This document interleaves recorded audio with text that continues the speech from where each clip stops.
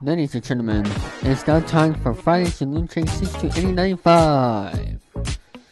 Today, Luke Chippers and Billy Mooney will be talking about their topics, playing video games, and many more fun. And now it's now time to present to you all Friday's LukeJ62895 with their hosts, Luke Chippers and Billy Mooney.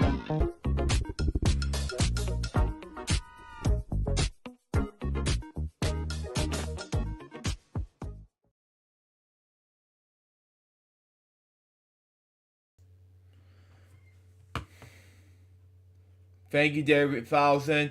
Hello, people. Slew Jerry speaking. Welcome to this very quick FwL episode. The reason why I'm saying very quick FwL episode, because I was so tired, woke up from my nap, and won't be doing any game segments today. Because I am so weepy today. And plus, both Billy and Remix will not be here today. And plus, he said in the chat room saying this: "Hi, FwL viewers. For reasons why I'm not appearing for today's episode of Blue Jeffers, head over to the Discord server while I'm explaining everything. I'll be back next Friday for FwL and Wheel of Fortune Tiger Electronics game." Okay. Well, yeah. And today I have 4 dev topics along with 3 other topics now, because I am so ready to be exhausted and I can't be doing game segments today, nor is Love Watching Plus, nor is notes, everything. I am ready to have an exhausting day, and plus, that afternoon was super tired.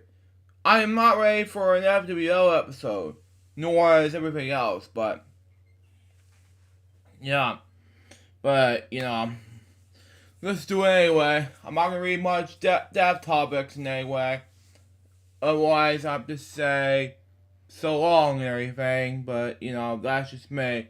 Anyway, Warren Mercick, was born, Warren Mercick Murs, was an original American film producer. He was the president and executive head of production of the Murs Corporation, independent film production company, which he formed in 1957 with his brother Marvin, his half brother Harold. Okay, he won the Academy Award for Best Picture as producer on The Heat of a Night from 1967.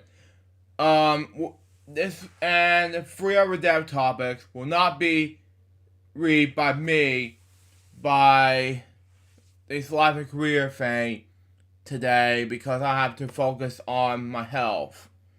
Because I'll read most of it on Sunday, because I have no chance of read the whole life and career thing, because I was so super tired. Anyway, his personal life and death. Okay. He was married to Park Patria Cayenne, 1924 to 2005. They had 3 children: Anne Masrick Sandberg, Andrew Masrick, and Lawrence Masrick. His son Lawrence is the founder of Masrick Agency. He turned 100 on November 8th, 2021, and died of natural causes in Los Angeles on February 24th, 2023. He was 101 years old. My next dev topic has to do with Philip Ziegler, okay? Best known as Philip Sandrin Ziegler, CVO, FRSL. He was a British biographer and historian. He was born in Wingward, Hampshire on December 24th, 1929. He was educated in the St. Caution Church, Eastbourne, and went to the school and merged in the Summerfield School, Oxford. He attended Evan College and New College, Oxford. Graduated with a degree with George Washington with highest honors before joining the British Guardian Service. Okay. In the coronation service. He served as a God's brothers in Bulgaria, as well as the negotiation with the NATO in Paris. I'm not going to read his writing career right now because I'm super exhausted. He died from cancer on February 22nd, 2023. He was 93 years old. My next step topic has to do with Rio Browning, okay? He was an American film director, actor, producer, screenwriter, underwater cinematographer, and stuntman. He was best known for this underwater stunt work, especially the 1954 film Creatures of Black Lagoon, in which he would portray the spectacular Gillman. During the film's underwater scene, actor Ben Chapman played the creature on land. Okay? Browning inspired the world with the underwater scenes in the film sequels Revenge of the Creature in 1955 and The Creature Walks Among Us in 1956. Browning has also co-created Flipper with Jack Gwaltney and directed a number of episodes in the 1960s television series. He made his feature film director debut in Sally in 1973, which is also co-wrote with Cohen, and went on to direct Mr. No Legs in 1978. Okay? Brown directed the underwater sequence in 1965's The Thunderball, okay? The fourth James Bond film by Eon Pictures Productions, something like that, excuse me. So well as the Bond films, Bond film Never Say Never Again in 1973. Okay? He also directed the underwater scenes in the comedy films Hello Down There in 1969 and K-Shack in 1980. Four Native Valiant was inducted in the Four Artists Hall of Fame in 2012. In 2019, he was inducted in the Royal Hunt Classic Horror Awards Monster Kids Hall of Fame. Prior to his death, Browning considered the last surviving original actor to portray any of the Universal Classic monsters. He had a son, Rio Browning Jr., who was also a Marine coordinator, actor, and stuntman. He was also had 3 daughters, Renee, Kelly, and Kim, along with 10 grandchildren, 11 great-grandchildren. His wife, Fran, died in March 2020. He died in his home in Southwest Ranches, Florida, on February 27, 2023. He was 93 years old. And my last death topic has to do with Jay Weston, best known as John Martin Weinstein. He was an American film producer and restaurant critic. He's also known for producing Billy Wilder's family final comedy, Buddy Buddy, and the Academy Award-nominated Lady Sings the Blues, as well as a popular restaurant newsletter that focused on the Los Angeles dining scene. He was a regular contributor to the Obscene Post. He was born on March 29, 1929 in Brooklyn, New York, to a Jewish family in Brooklyn, New York. Anyway, his father worked in the garment industry while his mother was a homemaker and a jazz pianist. His brother Stanley, who grew up and created the G.I. Joe action figure, Weston graduated from New York University in 1949. While serving in the Army during the Korean War, he was an editor of military newspaper. The Italian that received numerous regulations, including 3 Army Conscription medals. Okay? He died in the motion picture television farm home in Woodland Hills, Los Angeles, February 28th, 2023. He was 93 years old. To be honest with you, I'm not going to be able to do much more on the side of the veteran today, because I'm not going to be, I'm so tired right now. Anyway, anyway, I'm going to read 3 more topics and we'll wrap up the show. Anyway, Courtney Love makes Nevada 2023 announcement, okay? The late Revolutionaries, Nevada frontman Kurt Coleman's widow, Courtney Love recently talked to her Instagram account and posted a statement for her and our daughter Frances B. comment regarding the Recording Academy Lifetime Achievement Award. The caption reads, "Read at Recording Academy Nevada Lifetime Achievement Award. The most fun I've ever had with ad copy. Wars of fun. Here's me in 1992 telling Kurt, that's fun, so much. Anyway, and come on, we will have to want to look like a bumblebee. Yeah, anyway. We took a ass smack in the middle of the Grammy program, so everyone will have to know us. I guess they did. Thanks. #crush. Anyway. Well, I received Lifetime Achievement Award for Recording Academy and their Special Merit Awards, which are held in the Wilshire Elmer Theater, Los Angeles, on Saturday night. Dave Grohl, Chris Novoselic, Pat Smear were on hand to accept the honor. Their stand to Kurt was witty, okay? That maybe he was a smart A-word. He said teenage answer and pay off well, which he has. He said, and the expert in his speech, I do fan mail, old man fashion fan mail, and I get letters from around the world from Nirvana fans and a lot of young people, this new generation of Nirvana fans, and I'm so very grateful for that, okay? While they were an active band, Nirvana received 6 Grammy Award nominations, but only one after Kurt Cobain's death, when MTV Unplugged New York won for Best Alternative Music Performance. Also honored the Special Merit Awards with Supremes, and Nancy Wilson. Only Nancy attended the ceremony. Wow. Nile Rodgers, Sick Rick, Bobby McFerrin, Ma Randy, Auto-Tune Career, Dr. Andy Hollenbrad, and more.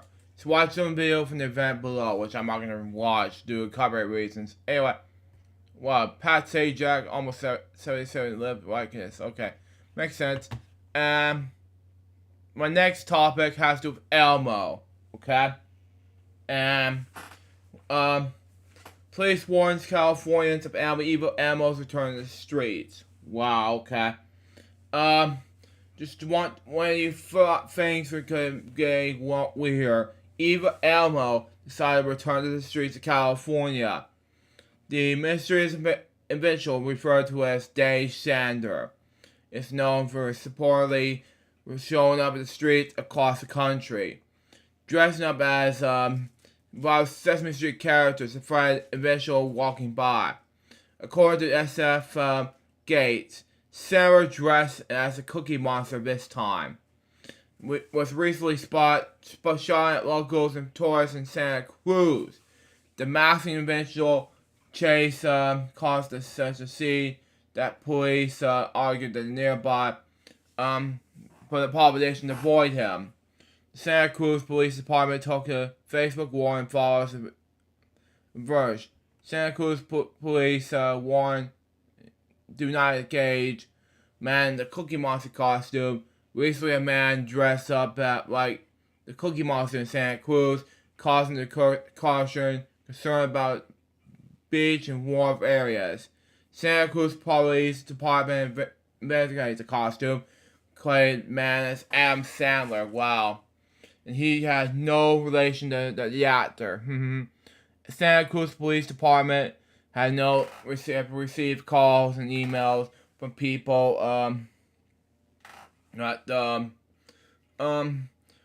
who says he was creepy. He was proceeded and comments made that them uncomfortable based on Adam Sandler's history across the country.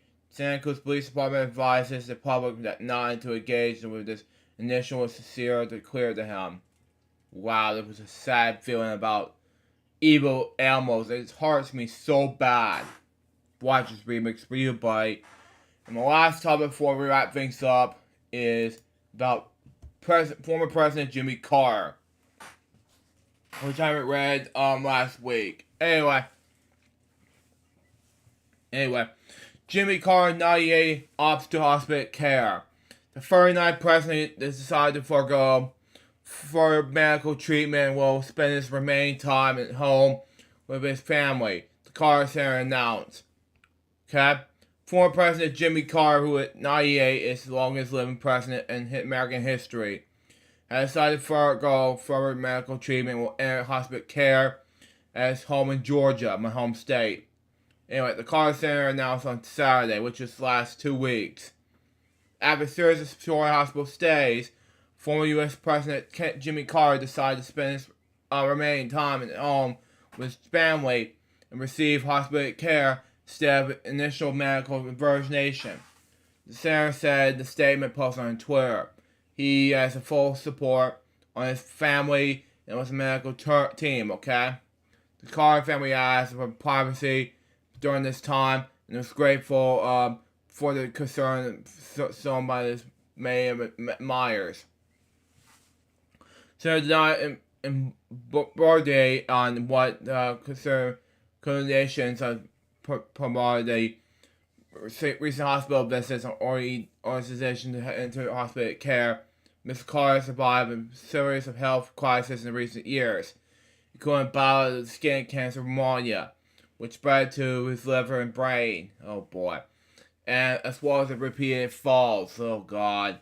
Jason Carter was one of Mr. Carter's grandchildren, and the chairman of the Carter Center's Board of Trustees said he was seeing the former president and First Lady on Friday. They're also at peace and always their homes and full of love, he wrote on Twitter. Hospital is the family's care and terminally ill patients. When the priority is not to provide treatment, but to reduce pain and disproportionate toward the end of life. The former president lives with his wife, Roseanne Carter, 95, in the Moss Ranch house that the couple built in the Plains, Georgia, in 1961. Mr. Carter has defied illness and death for years. Wow. Outlining 2 presidents who follow him, as well as his own vice president. He became the long-living president in March 2019 when he passed former President George H.W. Bush, when he died the previous November. Okay? After Mr. Carter's medical spread in his brain in 2015, he drew praise for announcing this publicly. Even as underwent treatment, he continued to teach Sunday school to a Monumental Baptist Church in Plains and Spartans. Within months, he announced that he was cancer-free. In 2019, Mr. Carter felt at least 3 times, at one point breaking a hip and another requiring 14 stitches. Each time he bounced back, even was showing for the Habitat for Humanity home building project shortly after one fall. But it was slowly retreated for public life lately, making fewer and fewer appearances and statements. He cannot attend President Biden's inauguration in January 2021 when former presidents were trying to conference, but Biden made a privilege to put the planes in April of that year to pay respects. First sitting president was to visit Mr. Carter with Georgia home, my home state. Anyway, at one of his last public acts, Mr. Carter filmed a brief last year supporting a appeal by coalition groups seeking to overturn a court decision, promoting the grateful to be appealed through the National Wildlife Refuge, something like that. He argued that the conversation would undercut the Alaska National Interest Lands Conservation Act, okay, which helped sign into law. He has said to be working on that issue that's recently last month. My name is Jimmy Carter, he wrote in this brief. In my lifetime, I've been a farmer, a naval officer, a Sunday school teacher, an outdoorsman, Dominic Avitus Buller, governor of Georgia, receiving the Nobel Peace Prize. And from 1977 to 1981, I have been privileged of serving as 39th President of the United States. Mr. Carter was a presidential citizen in this day, and new generation of Democrat who, after a single term as governor of Georgia, stalked the political world by being the host of better-known rivals to capture his party's presidential nomination in 1976. Van Allen, the ominous Republican president, George R. Ford, in the fall. Over the course of 4 years in office, he sought the resource treat in the governor following the Vietnam War and the Watergate scandal, which, by the way, 50 years from now, Watergate hearings, Robin and Jim, by the way, ushering the reforms that were meant to transfer politics. He nominated the landmarks Camp David occurs making peace between Israel and Egypt, an agreement that remains the foundation of Middle East relations. Okay, but the soaring economy and the 444-day hostage crisis in Iran, in which 52 American diplomats were held captive and undercut his public support, and he lost his bid to re-election of former Governor Ronald Reagan in California in 1980. He spent his post-presidency, however, in a series of philanthropic causes around the world, like building houses to the poor, commanding warm, promoting houses, human rights in the places of repression, monitoring elections, and seeking to end conflicts. His work as a former president, in many ways, came in eclipse in his time in the White House, eventually earning him the Nobel Peace Prize, and rehabilitation his image in the eyes of many Americans. And that was the story of our topics for today. And unfortunately, that has to wrap it up for FwL episode 381. Because I was so super exhausted, I am ready to be busted because I'm not going to be able to do much FwL today. So, there's your answer to that question. I hope you enjoyed the episode, because stay tuned for the next one, which is going to be a brand new episode of FwL, on which Remix will be back next week for us, because I'm super exhausted at that time frame. Well, it's true to Colin the Grand too, because Remix will be back in that time frame. I'm hoping to get this ready, and hoping this episode will be much better. Next episode will be much better than this one, but hide that press. Till next time, so Joseph Bob, so baby, give more episodes, can be so. Out. See ya.